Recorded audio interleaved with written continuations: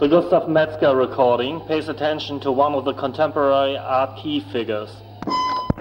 For decades, Metzger has dedicated his work to an aesthetic whose main focus is not the beautiful, the good and the true, but the opposite, destruction.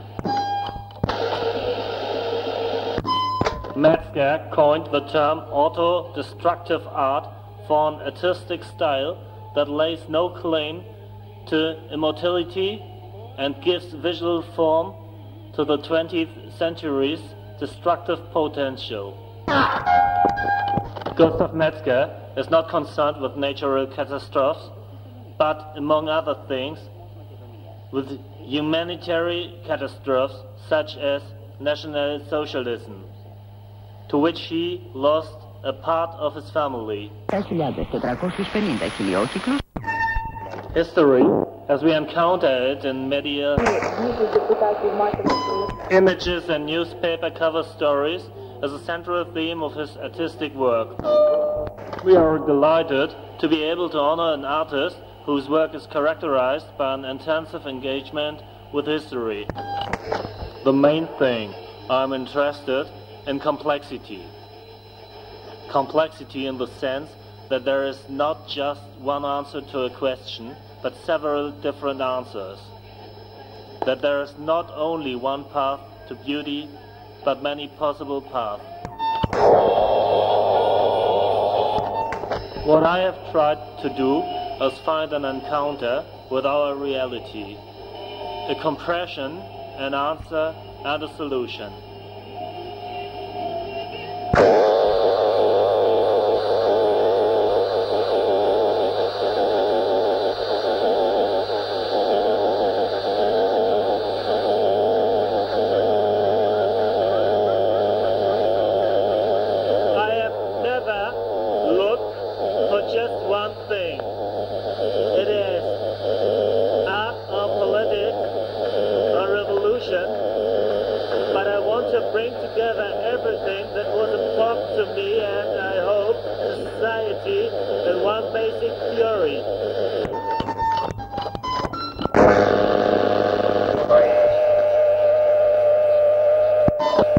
Gustav Metzger's work sets out from his concept of auto-destructive art, which he defined in his first manifesto in 1959 as a form of public art for industrial societies. He presented this concept in a number of lecture demonstrations.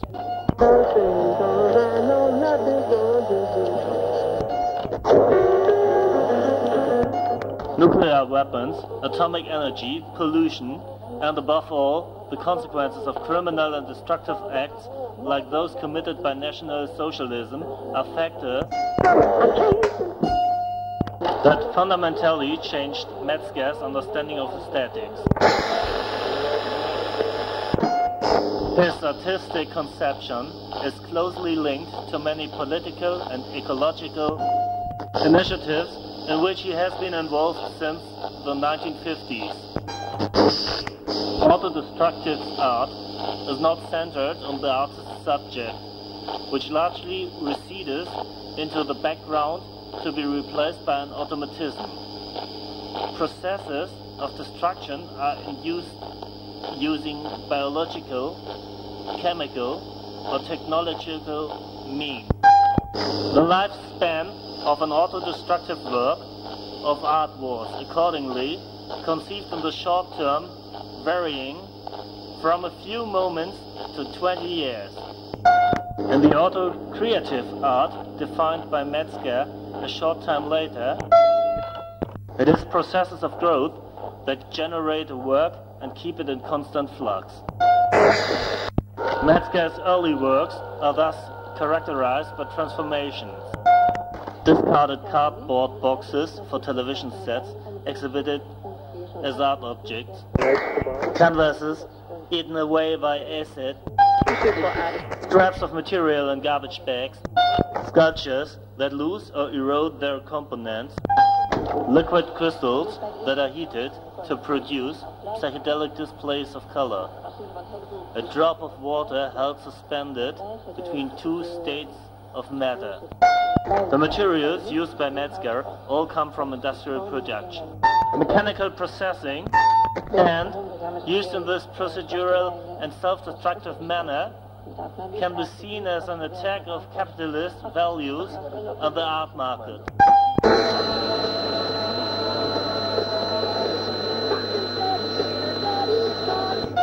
Gustav Metzger is an enigmatic figure who has also left traces in pop culture.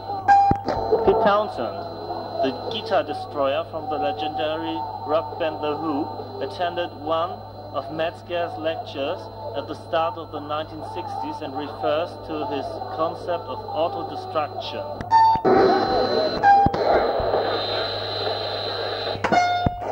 In the mid-1960s, Metzger presented his liquid crystal projections at concerts by well-known bands in London. He later cited these projects as an example of auto-creative art.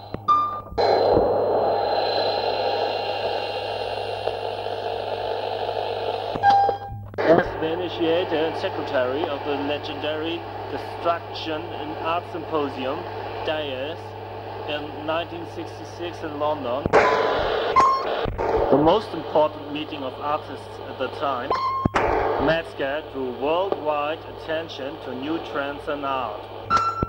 He gave Viennese actionism, represented at Baer under the name Institute of Direct Art by Günter Bruce, Kurt Kren, Hermann Nitsch, Otto Mühl and Peter Weibel, its first international and internationally received appearance. In the 1970s, Gustav Metzger focused intensively on the problems related to environmental pollution, among other things, in his unrealized proposal for Documenta 5 in Kassel in 1972. In a series of similarly conceived projects, he conducted car exhaust fumes into a transparent plastic cube, which changed color and became opaque.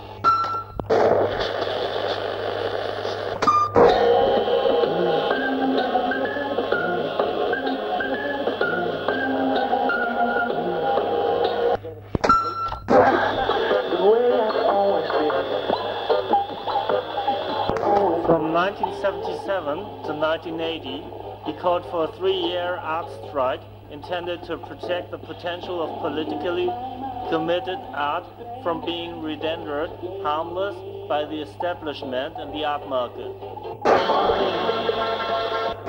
In 1981, in the exhibition Vor dem Abbruch in the Berner Kunstmuseum, he showed an installation featuring copies of the anti-Semitic laws in effect from 1933 to 1943. In the same year, he put on Passive Explosive, this time in a team with Klaus Steg and Gundula Frohwein. This was a counter-exhibition to the show Westkunst in Cologne and was intended as a protest against the understanding of contemporary art propagated in the latter. Gustav Metzger is just as committed to his theoretical lectures, symposiums and political forums as he is to his artistic work. Metzger interrogates the way we come to terms with the image of humanitarian catastrophes documented in the media.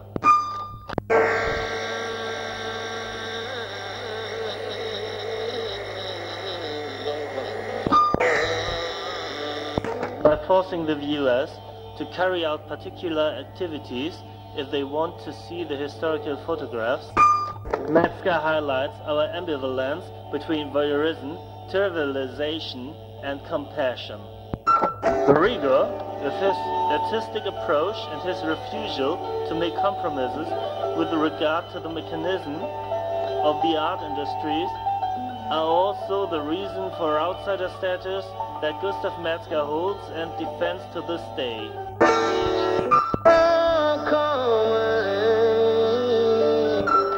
This recording thus aims to honor Gustav Metzger not only as an artist, but also as an activist and pioneer in various areas. Honor Gustav Metzger. Honor Gustav Metzger. Kommissar Hjuler's aim to honor Gustav Metzger. Gustav Metzger. Gustav Metzger. Gustav Metzger. We have to honor Gustav Metzger. Gustav Metzger. Gustav Metzger.